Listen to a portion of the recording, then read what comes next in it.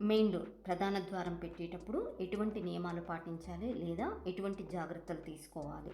ప్రధాన ద్వారము ఉచ్చ నీచ స్థానాలలో పెట్టాలా, గృహ మధ్య భాగం అంటే సెంటర్లో పెట్టాలా, లేదా ఎంట్రన్స్ దేవతా పదాలలో పెట్టాలా? ఏది కరెక్ట్? దానికి ఏమైనా ఆధారాలు ఉన్నాయా? మెయిన్ డోర్ ప్రధాన ద్వారం పెట్టేటప్పుడు అందరూ మొదటగా చూసేది ఉచ్చ నీచ స్థానాలను చూస్తారు. ఈస్ట్ తూర్పుకి తూర్పు ఈశాన్యము, సౌత్ దక్షిణానికి ఆగ్నేయము, వెస్ట్ పడమరకి వాయువ్యము, నార్త్ ఉత్తరానికి ఉత్తర ఈశాన్యాలు అనేవి ఉచ్చస్థానాలు అవుతాయి. అలాగే ఈస్ట్ తూర్పుకి ఆగ్నేయము, సౌత్ దక్షిణానికి నైరుతి, వెస్ట్ పడమరకి నైరుతి, నార్త్ ఉత్తరానికి వాయువ్య స్థానాలు అనేవి నీచ స్థానాలు అవుతాయి.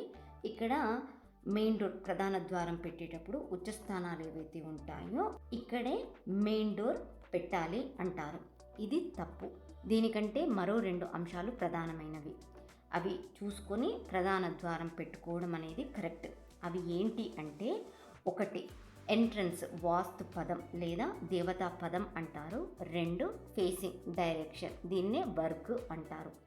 మెయిన్ డోర్ విషయంలో ఉచ్చ నీచ స్థానాలు అనేవి గత 30-40 సంవత్సరాలుగా మాత్రమే వాడుకలో ఉంది. కానీ మీరు పాత ఇండ్లను గమనిస్తే ప్రధాన ద్వారము ఇంటికి సెంటర్లో మధ్యలో పెట్టేవాళ్ళు. ఇది కొంతవరకు కరెక్ట్ అయ్యే అవకాశం ఉంది, కానీ పూర్తిగా కాదు.